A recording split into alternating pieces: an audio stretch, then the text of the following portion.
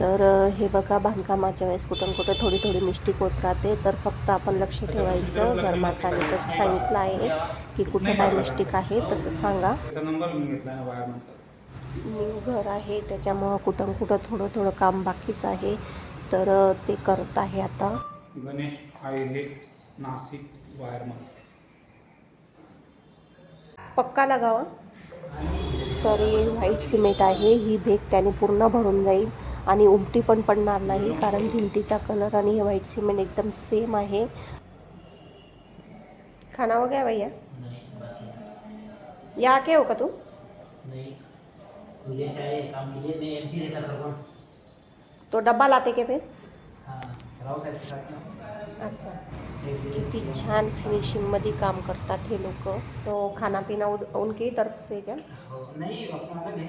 अच्छा, बने का दिन। हाँ. अभी उठे देख उठे से डब्बा मिला। लाए नहीं? नहीं। लाए क्या?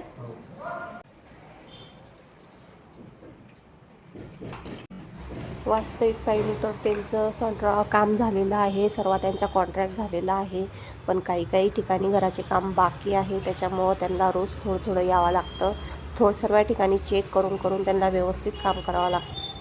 शेवटी कसं असतं, ज्याचं काम त्यालाच जमतं, कुणी काही फुकटाचे पैसे घेत नाही. प्रत्येकजण आपल्या आपल्या मेहनतीचेच पैसे घेतं, आणि ती पण मेहनत अशी की जी इमानदारीने आणि मेहनतीनेच केलेली असते. प्रत्येकाला असं वाटतं सर्व काम सोपं असतं, पण तसं नसतं. प्रत्येक काम सोपं नसतं, ज्याचं काम हे त्यालाच जमत असतं.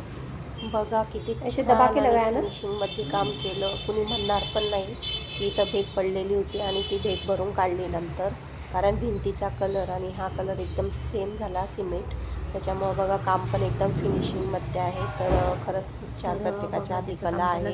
तर आता वाजलेले आहे घड्याळामध्ये 5 आणि सकाळची 4 वाजेची लाईट गेलेली आहे. तरी मला लक्ष नाही, कारण मी पंखेच लावत नाही. ह्या घरात पंख्याची गरज नाही ना लाईटाची गरज नाही. खूप छान हवाई येते आणि दिवसभर उजाळ असतं, त्याच्यामुळं मला लाईटाचं भानच नव्हतं. आणि मोबाईलमध्ये चार्जिंग संपलेली होती, म्हणून मला लाईटाचं लक्षात आलं आणि मी विचार केला, तर सकाळी 4 वाजेपासून लाईट गेलेली आहे, तर मला माहीतच नव्हतं.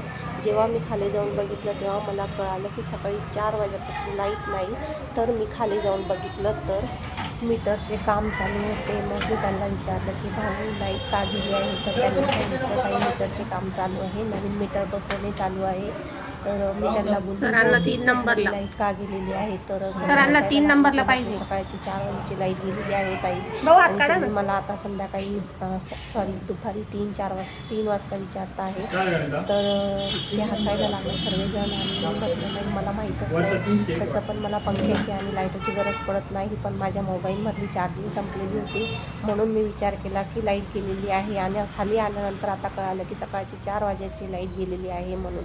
तर सर्व हसायला लागले. तर बघा आपल्या जीवनात मोबाईल किती इम्पॉर्टंट आहे, की चार्जिंग संपल्यानंतरच आपल्याला कळालं की लाईट गेलेली आहे. म्हणजे आपला मोबाईल आपल्याला सावधानी करतो, हुशारी करतो, आणि आपल्या जीवनात मोबाईल खूप इम्पॉर्टंट आहे. तर बघा हे सर्वांचे मीटर लावलेले आहे.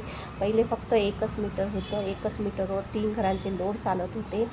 तर लोडमुळं लाईन चालू बंद होत होती. तर आम्हाला येऊन आता 4 दिवस झालेले आहे, आणि 4 दिवसामध्ये त्यांनी प्रत्येकाचे वेगवेगळे मीटर लावलेले आहे. तर हे बघा 0पासून सुरुवात झालेली आहे, आणि आजपासून आमचे मीटर हे चालू होणार आहे. प्रत्येकाचे स्पेशल मीटर आहे. तर बघा माझ्या मोबाईलमुळं मला कळालं की खाली मीटरांचे काम चालू आहे, आणि दिवसभरामध्ये आज लाईट नाही आहे म्हणून. तर हे मला कळालंच नसतं. पण थँक्यू माझ्या मोबाईलला. आणि व्हिडिओ कसा वाटला नक्की लाईक कमेंट करून सांगा. ओके, तर